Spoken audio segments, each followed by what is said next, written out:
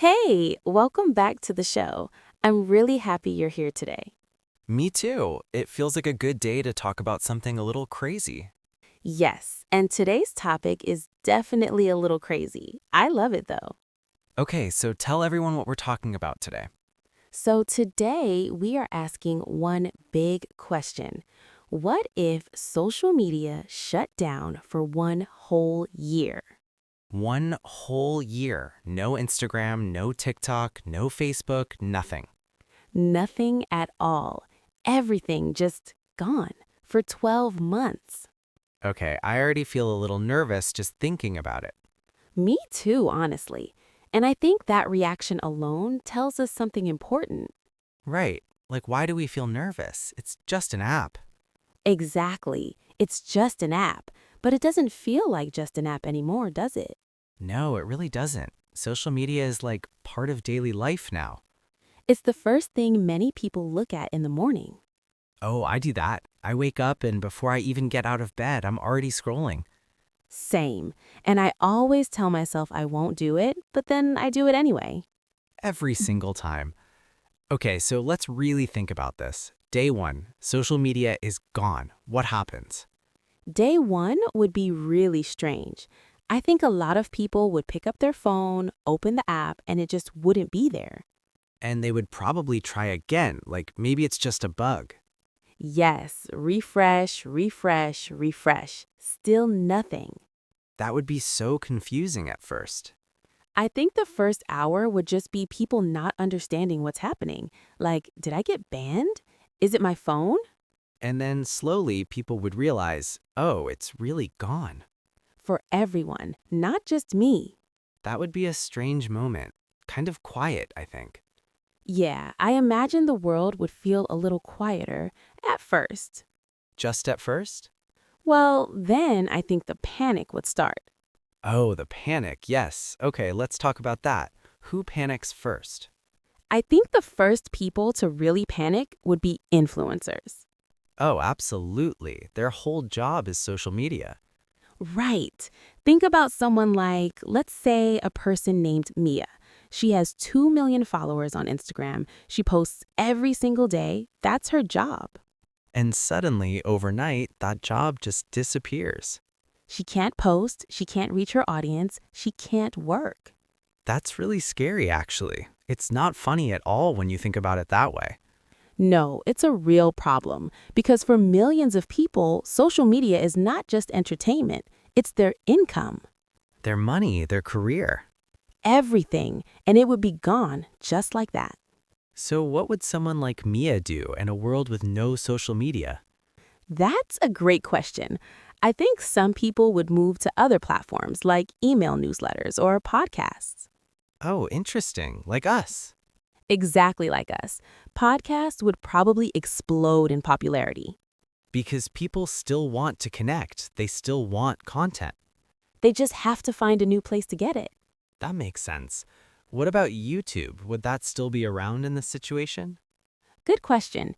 In our story today, let's say it's specifically social media platforms. So the ones where you have a feed, followers, likes, and comments. Okay, so Instagram, TikTok, Facebook, Twitter, Snapchat, all gone.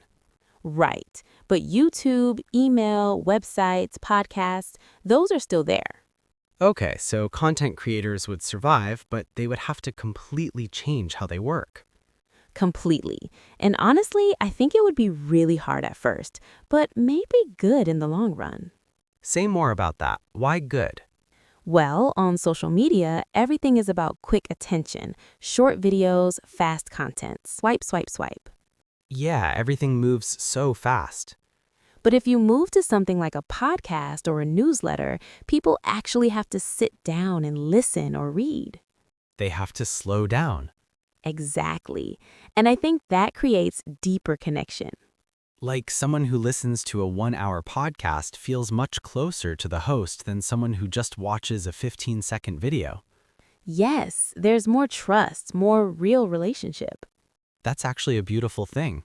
I think so too. But let's be honest, most people wouldn't think about that on day one. No, day one, they're just panicking. Total panic. Okay, let's talk about regular people now, not influencers, just everyday people, like a university student or someone who works in an office. Right. Let's think about someone named James. He's 23, he's a student, he uses Instagram to stay connected with his friends. Okay, what happens to James on day one? James wakes up, checks his phone, Instagram is gone. At first, he thinks it's a bug, then he realizes it's real. And then what? He probably texts his friend, "Hey, is Instagram working for you?" And his friend says no, and then they both sit there feeling a little lost. Because so much of how they communicate is through social media, stories, direct messages, memes they send to each other. Oh, the memes. I send memes to my friends all day long. Me too. That's actually a real form of communication now. It really is. You send someone a meme and it's like saying, hey, I was thinking of you. This made me think of you. That's such a good way to put it. A meme is like a little love letter. A very funny love letter. But without Instagram or TikTok, where do the memes go? I guess people have to go back to texting, just regular text messages. Or calling? Oh, wow, actually calling people on the phone. I know, it sounds old-fashioned, but I think it would come back. I honestly don't call my friends very much anymore. We mostly just message. Same. And I actually think phone calls feel more personal. You can hear someone's voice, you laugh together in real time. That's true. There's something really warm about a phone call. So maybe James would start calling his friends more. And maybe at first it feels weird, but then it starts to feel nice. I like that idea. Okay, what about people who are more introverted, like people who are shy? Oh, that's really interesting, because social media is actually really important for shy people. Right, it's easier to type something than to say it out loud. Exactly. You can think about what you want to say, edit it, make it perfect, then send. In real life, you don't get to do that, No, in real life, you just have to say the thing and hope it comes out right. which is scary for a lot of people. So, for someone who is shy, losing social media could be really hard. It might feel like losing their voice. That's really sad, actually. But here's another way to look at it. Maybe without the safety of typing, some shy people would push themselves more. Like, because they have no choice? Maybe. If the only way to connect is in person or by phone, then you have to try.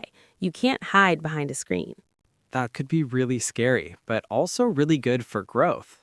Yes, uncomfortable, but good. Like most good things in life, right? Exactly. Growth usually feels uncomfortable at first. Okay, I want to talk about something different now. What about news? Like, how do people find out what's happening in the world? Oh, this is such a big one, because so many people get their news from social media now. Yeah, I see news stories on Twitter, on Instagram, everywhere. And if all of that is gone, people would have to go back to television, radio, newspapers. Newspapers. Do people still read newspapers? Some people do, but it's much less common now, especially for young people. So, a lot of young people would suddenly feel very out of the loop. Yes, because they don't have a habit of watching the news on TV or reading a newspaper. That could actually be dangerous, right? Like, if something important happens in the world. It could be. Information spreads so fast on social media. If there's a storm coming, if there's a public health issue, people find out quickly. And without social media, that speed is gone. It would go back to the old way. TV news, radio, word of mouth.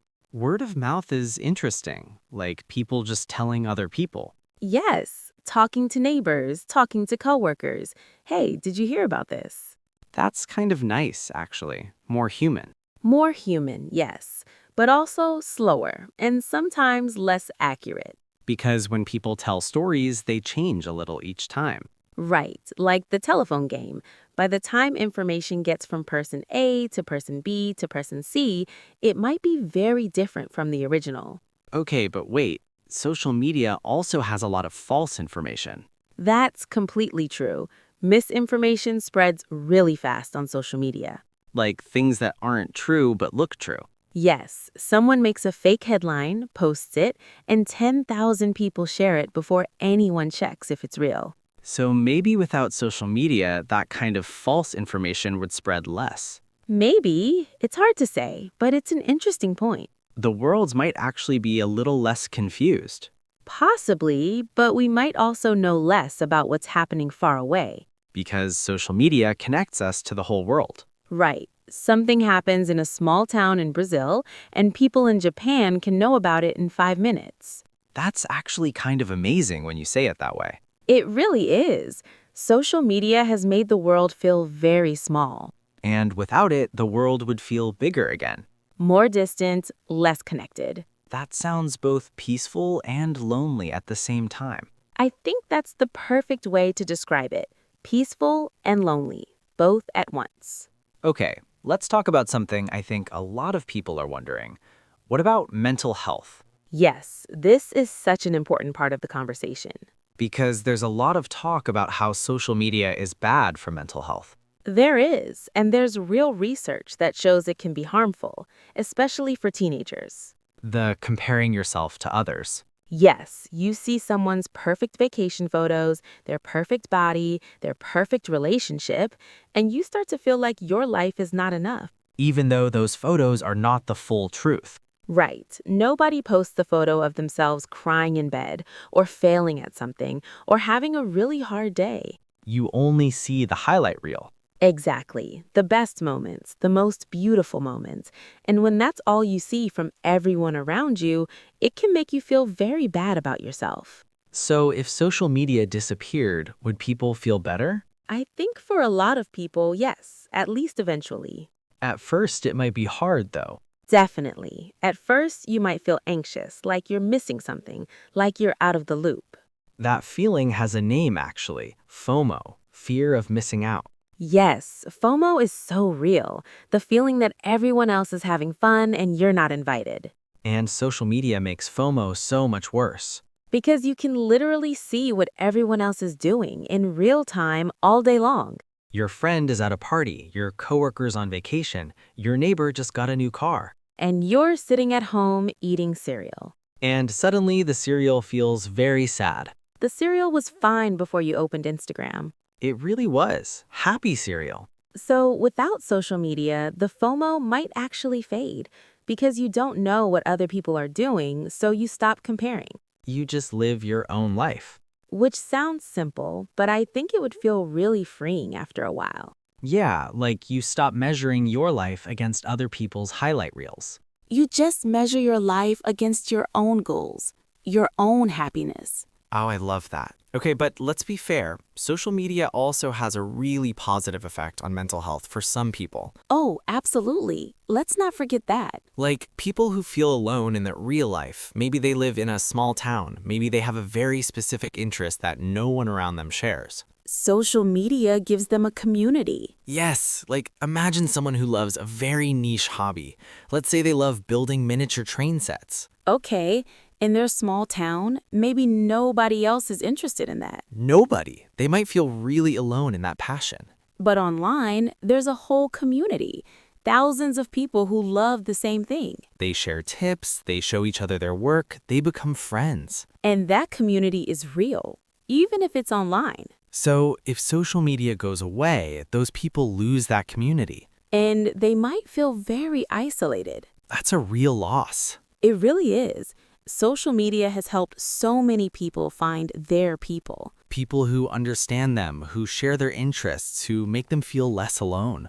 And that's genuinely beautiful. We can't ignore that. So it's complicated. Social media is not all good or all bad. Like most things in life. Like most things in life. Okay, let's shift a little. What about relationships, like romantic relationships? Oh, this is fun to think about. Because so many people meet through social media now, or through dating apps. Are dating apps social media? I think they're a little different. Maybe. Let's say dating apps survive in our story, but regular social media is gone. Okay, so people can still use dating apps, but they can't see someone's Instagram before a date. Oh, that's huge, because most people look someone up on Instagram before a first date. It's like a social check. You want to know who this person is, what they look like in real life, what kind of things they post. You're looking for red flags. Or green flags. Sometimes you look someone up and you think, Oh, they seem really cool. And sometimes you look someone up and think, okay, I need to cancel this date. Exactly. Instagram gives you a lot of information before you even meet someone. So without that, dating would feel more mysterious? More like the old days. You meet someone, you go on a date, and you learn about them by actually talking to them. That sounds both exciting and terrifying. I think it would bring back something that dating has kind of lost. Real surprise, real curiosity. Because now, by the time you go on a first date, you already know so much about the person. You've seen their photos, their friends, their hobbies, their political opinions, Sometimes you feel like you already know them before you've said a single word. which takes away some of the magic of actually getting to know someone. I hadn't thought about it that way. So maybe dating without social media would be more real. More present, because you have to actually be curious about the person in front of you. You can't just Google them. You have to ask and listen and be surprised. I actually really like that idea. Me too. There's something romantic about not knowing everything already. Okay, let's talk about something more practical. Work. How would businesses be affected? Oh, massively. Social media is how so many businesses reach their customers now. Like a small coffee shop might have 10,000 followers on Instagram. And they post their daily specials, new drinks, events, photos of their shop. And their customers see it and come in. If that's gone, how does the coffee shop tell people what's new? They go back to what? Flyers? Maybe actual paper flyers, posters in the window, signs outside. I haven't seen someone hand out a flyer in a long time. Me neither, but I think it would come back. And actually, there's something kind of nice about a physical flyer. More personal? Yeah, someone designed it, someone printed it, someone stood outside and gave it to you. That's effort. They shows they care. Versus just hitting post on Instagram, which takes about 3 seconds. That's a fair point. Okay, what about bigger businesses, like companies that spend millions on social media advertising? That's a huge industry. Social media advertising is worth hundreds of billions of dollars every year. And if it all disappeared overnight, all of that money would need to go somewhere else. Back to TV, radio, billboards, print magazines. Those industries would have a huge comeback. Suddenly, everyone wants to buy ad space on TV again. And the social media companies themselves, what happens to them? That's interesting. Meta, which owns Facebook and Instagram, ByteDance, which owns TikTok, they would lose everything. Billions and billions of dollars. Thousands and thousands of employees would lose their jobs. That's really sobering, actually. It would be like, imagine if the entire smartphone industry just stopped, all at once. The ripple effects would be enormous. Everything connected to social media would be affected. The photographers who take photos for brands, the video editors, the copywriters who write captions. An entire ecosystem of jobs. Gone overnight. It's actually kind of scary when you think about how much of the economy is now connected to social media. And a lot of those jobs didn't exist 15 years ago. That's such a good point. Instagram started in 2010. TikTok only became popular around 2018, 2019. So in about 10 years, it completely changed how millions of people work and live. That's how fast things can change. And they could change back just as fast. Maybe, although I think rebuilding would take much longer than the original growth. Because building something is slower than destroying it. Always. Okay, let's take a little break from this serious stuff. Let's think about what people would actually do with their time. Oh, I love this because the average person spends something like 2 to 3 hours a day on social media. 2 to 3 hours every day? That's a lot of time. Imagine getting those hours back. What would you personally do with 2 extra hours a day? Honestly, I think I would read more.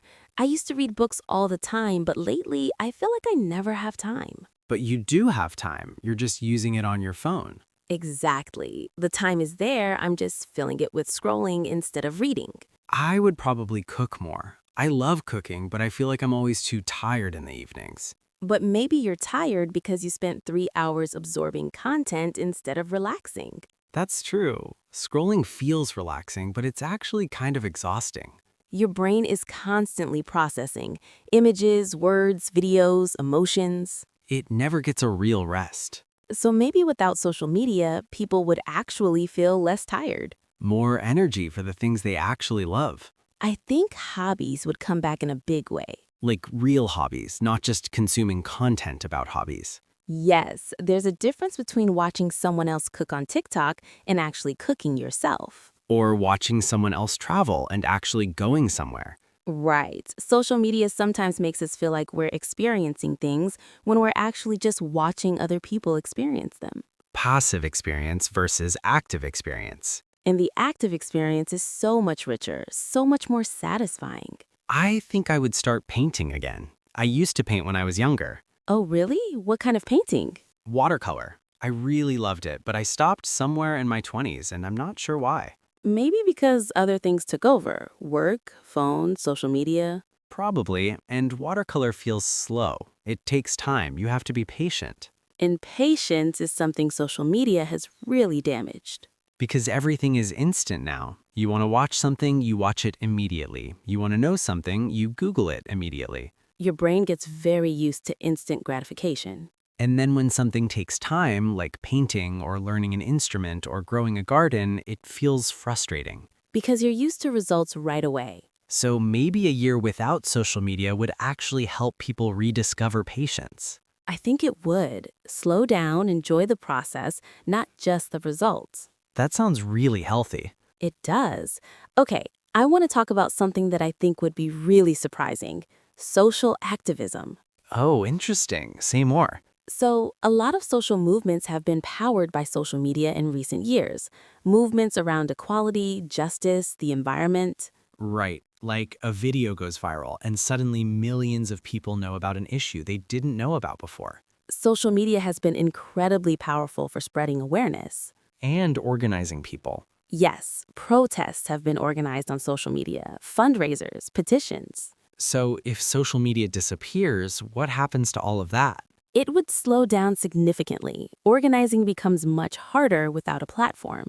You'd have to go back to making phone calls, sending emails, meeting in person. Which is how people organized before. And they did make change, but slower. Much slower, and with much less reach. Because a video can reach 1 million people in one day, a phone call reaches one person. But here's something interesting. Some people argue that social media activism has become too easy. What do you mean? Like you see something wrong in the world, you share a post about it, and then you feel like you did something. Oh, like clicking share feels like taking action. But it's not really action, is it? It's just awareness. Sharing a post about hunger doesn't feed anyone. Exactly. It might raise awareness, but the actual work is much harder, and it happens off the screen. So maybe without social media, people who really care about causes would have to do more real work. Go to actual meetings, volunteer, donate, call their local representatives. Less clicking, more doing. And that might actually create more real change. That's a really interesting perspective. I'd never thought about it that way. It's complicated, like everything with social media. It's good for some things and bad for others. And how you use it matters a lot. Okay, let's talk about young people, especially teenagers. I think this would affect them the most. Without a doubt. Teenagers today have grown up with social media. Many of them can't even imagine life without it. Like a 16-year-old today was born around 2009. Instagram launched in 2010. So social media has basically always existed for them. It's like asking them to imagine life without smartphones. Or without the internet. It's just normal. It's part of how the world works. So taking it away would be a huge shock. I think teenagers would struggle the most in the beginning. Probably, but I also think they would adapt the fastest. Because young people are flexible. And creative. They'd find new ways to connect quickly. New trends, new styles, all happening offline. I imagine there would be a real renaissance of in-person culture, parties, clubs, creative groups. Like teenagers would start actually hanging out more. Making music together, making art, just sitting together and talking. That sounds really good, actually. I think there's a generation of young people who secretly want that, but social media makes it easier to stay home and scroll. The path of least resistance. Right. It's so easy to sit alone and feel connected through a screen that sometimes going out and making real effort feels like too much work. But in-person connection is so much more rewarding. It really is. You can't replace the feeling of laughing with someone in the same room. Or having a deep conversation late at night. Or just sitting quietly with someone you like. That comfortable silence, you can't replace that through a screen. No. And I think a lot of young people would rediscover that. After the initial shock. After the panic, yes. Okay, I want to ask you something personal. If social media shut down tomorrow, what's the first thing you would miss? Honestly, I think I would miss the discovery aspect, like finding new music, new recipes, new ideas. Oh, that's a good one. Social media is amazing for discovery. You're just scrolling and suddenly you find an artist you've never heard of, and they become your favorite. Or a recipe that changes how you cook. Or an idea that changes how you think. That random discovery is hard to replace. It really is. You can't really plan for it. It just happens. What about you? What would you miss most? I think I'd miss the humor, like the memes and the funny videos. Oh, yes, social media is so funny sometimes. I laugh out loud at stuff I see online every single day. And you share it with friends. Hey, look at this. And suddenly you're both laughing. Shared laughter. That's really important for friendship. It is. Humor connects people. And social media has created a really unique kind of humor. Very fast, very visual, very referential. Everyone understands the same jokes because everyone has seen the same things. Exactly. It creates shared culture. And without it, that shared culture would fragment. Different groups of people would have completely different references, different humor. Which might actually make conversation more interesting. Or harder. Depends on who you're talking to. Fair point. Okay, we're getting near the end of our time, but I want to ask the big final question. I'm ready. After 1 year without social media, do you think people would want it back? Oh, that's such a good question. Like, once the year is over and it comes back, does everyone rush back to it? I think some people would immediately. Can't wait to get back on. Like they've been counting the days. But other people? I think some people would hesitate.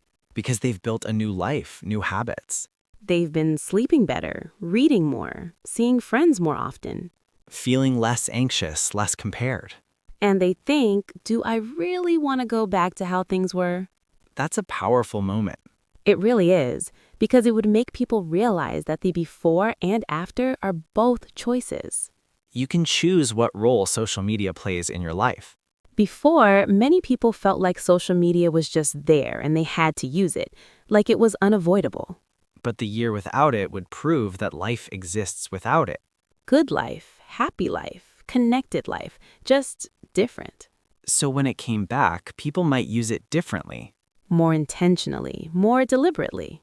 Like, I'll check Instagram once a day, not once every 10 minutes. Or I'll only follow accounts that make me feel good, not ones that make me feel bad about myself. Or I'll use it to connect with real friends, not to compare myself to strangers. Exactly. The year away might teach people that they have more control than they think. That's such a hopeful way to end this conversation. I think it's true, though. We often feel like our habits control us, but we control our habits. We just forget that sometimes. And sometimes it takes a big change to remind us. Even an imaginary big change. Like a what-if question on a podcast. Exactly like that. You know, I feel like this conversation has actually made me think about my own social media use. Me too. Like, am I using it in a way I'm happy with, or am I just using it out of habit? That's the real question. And maybe you don't need social media to shut down to ask yourself that question. You can ask it right now, You can make changes right now.